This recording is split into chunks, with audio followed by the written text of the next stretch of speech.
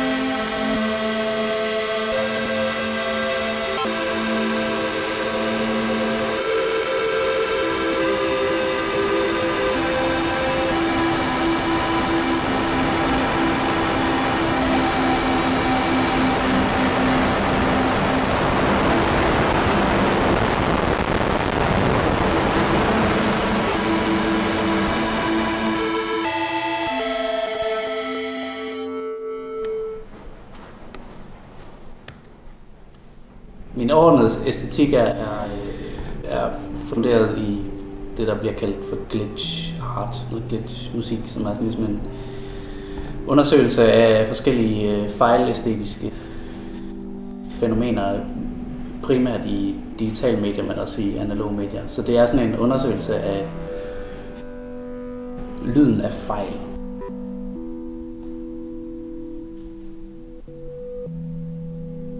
Det her projekt har jeg ligesom valgt en sådan en forholdsvis melodisk udgangspunkt, en generativ motor, som ligesom genererer en sådan harmonisk, melodisk melodi, som så langsomt bliver dekonstrueret, jo højere CO2-indholdet er i luften.